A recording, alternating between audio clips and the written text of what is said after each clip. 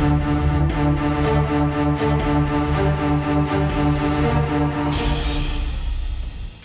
V Rajesh, ഈ ക്ഷേത്രവുമായി ബന്ധപ്പെട്ട് തനിക്കുള്ള ആകെ അറിയാവുന്ന കാര്യം അല്ലെങ്കിൽ തനിക്കുള്ള ഒരു ബന്ധം എന്ന് പറയുന്നത് ഇവിടുത്തെ ക്ഷേത്രക്കുളത്തിൽ കുളിക്കുവാൻ പോയുള്ള പരിചയം മാത്രമാണ്, അത് പണ്ടുകാലത്ത് പോയുള്ള പരിചയം മാത്രമാണ് എന്നാണ് ഇ.പി. ജയരാജൻ പറയുന്നത്. അതോടൊപ്പം തന്നെ വ്യക്തിഹത്യ നടത്തുവാനുള്ള ഗൂഢാലോചനയാണ് തനിക്കെതിരെ ഇപ്പോൾ നടക്കുന്നതെന്നും ഇ.പി. ജയരാജൻ ഇന്ന് വാർത്താ സമ്മേളനത്തിൽ ആരോപിക്കുകയുണ്ടായി. അദ്ദേഹം എന്തായാലും ഇതിൽ മറുപടി നൽകാൻ അധികം കാത്തിരുന്നില്ല, ഉടൻ തന്നെ അദ്ദേഹത്തിന്റെ മറുപടി വന്നിരുന്നു.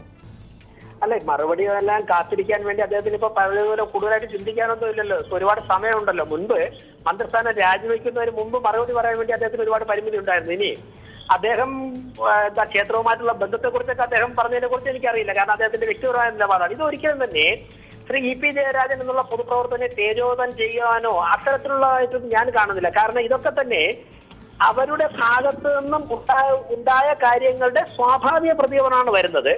മന്ത്രിസ്ഥാനത്തിരിക്കുമ്പോൾ പൊതുപ്രവർത്തകനായി നിൽക്കുമ്പോഴേക്കും നമ്മൾ ചെയ്തത് വിമർശിക്കപ്പെടേണ്ട കാര്യങ്ങളാണെങ്കിൽ പ്രതിയോഗികൾ വിമർശിക്കുക, അത് സ്വാഭാവികമാണ്. ഇവിടെ സാന്റിയാഗോ മാർട്ടിന്റെ കയ്യിൽ നിന്നും 2 കോടി രൂപ വാങ്ങിയപ്പോഴും അതോടൊപ്പം തന്നെ ബന്ധു നിയമനത്തിൽ ആദ്യത്തെ ജയരാജന്റെ പ്രതികരണം എന്തായിരുന്നു? എന്റെ ബന്ധുക്കൾ പല സ്ഥലങ്ങളിലും ഉണ്ടാകാം, പല പോസ്റ്റുകളിലും ഉണ്ടാകാം എന്ന തരത്തിലുണ്ടായിരുന്നു പ്രതികരണമായിരുന്നു. അപ്പൊ അദ്ദേഹം ഏത് തരത്തിൽ പ്രതികരിക്കുന്നു എന്നുള്ളത് അദ്ദേഹത്തിന്റെയും അവരുടെ പാർട്ടിയുടെയും കാര്യമാണ്. പക്ഷേ നമ്മളൊക്കെ തന്നെ സംസാരിക്കുന്നത് വസ്തുതകളുടെ അടിസ്ഥാനത്തിലാണ്. ഇവിടെ ശ്രീ സതീശൻ പാച്ചേനിക്കായി പറഞ്ഞ ഒരു പോയിന്റിനോട് എനിക്ക് യോജിപ്പുണ്ട്. കാരണം 1200 ക്യൂബിക് മീറ്റർ തടിയുടെ നിർമ്മാണ പ്രവർത്തനങ്ങൾ ആ ക്ഷേത്രത്തിൽ ഉണ്ടോ എന്നുള്ള കാര്യത്തിന് രേഖകളൊന്നും തന്നെ ഇല്ല. മന്ത്രിക്ക് കൊടുത്ത ആപ്ലിക്കേഷനിൽ ആ രേഖകൾ സമർപ്പിച്ചിട്ടില്ല. സ്വാഭാവികമായും ദേവസ്വം ബോർഡിന്റെ, മലബാർ ദേവസ്വം ബോർഡിന്റെ റെക്കമെൻഡേഷൻ ലെറ്ററിൽ ആ ക്ഷേത്രത്തിന്റെ പ്ലാനും അതോടൊപ്പം തന്നെ 1200 ക്യൂബിക് മീറ്റർ തടി ഉപയോഗിച്ച് നടത്താൻ ഉദ്ദേശിക്കുന്ന നിർമ്മാണ പ്രവർത്തനങ്ങളുടെ പ്ലാനും ഒക്കെ ഉണ്ടാകേണ്ടതായിട്ടുണ്ട്. ഞാൻ ക്ഷേത്രോത്സവ കമ്മിറ്റിയുടെ സെക്രട്ടറി ആയിരുന്നു. ദേവസ്വം ബോർഡിൽ നമ്മൾ ഇങ്ങനെ അപ്രോച്ച് ചെയ്യുമ്പോൾ, അല്ലെങ്കിൽ ഗവൺമെന്റിനെ അപ്രോച്ച് ചെയ്യുമ്പോഴേക്കും ഒരു ലെറ്റർ പേഡിൽ ഇത്രത്തോളം തടി വേണമെന്ന് എഴുതി കൊടുക്കുകയല്ല. ഇന്ന ആവശ്യങ്ങളുണ്ട്, ദേവസ്വം പ്രസിഡന്റെയോ ചെയർമാന്റെയോ റെക്കമെൻഡേഷൻ ലെറ്റർ ഉൾപ്പെടെയാണ് നമ്മൾ കൊടുക്കുന്നത്. അത് ക്യാബിനറ്റിൽ വെച്ചതിന് ശേഷം അതിനാവശ്യമുള്ള പണം അടച്ചതിന് ശേഷമാണ് ഗവൺമെന്റ് തടി അയക്കുന്നത്.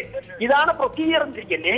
കെ കരുണാകരന്റെ ഒരു പ്രസിഡന്റ് ഉണ്ടെന്നിരിക്കെ ഇതൊന്നുമില്ലാതെ നേരെ കെ മന്ത്രിക്ക് അടുത്തേക്ക് അയക്കുന്നു. നേരത്തെ ശ്രീ ജയശങ്കർ പറഞ്ഞതുപോലെ കെ രാജുവിന് ജയരാജന് ഭയമായിരിക്കാം, അത് അദ്ദേഹം നേരെ DFI കാട്ടിലേക്ക് അയക്കുന്നു. ഈ പ്രൊസീജിയർ ഇറഗുലാരിറ്റികൾ കാണുമ്പോഴാണ് തീർച്ചയായും ജയരാജന്റെ പ്രതികരണത്തോട് നമുക്ക് യോജിക്കാതിരിക്കാൻ സാധിക്കുന്നത്. നന്ദി Shri V Rajesh. Advocate Jayashankar, VK Francis, Satheesan Pacheni. ഇനി തിം വരികിടന്നു.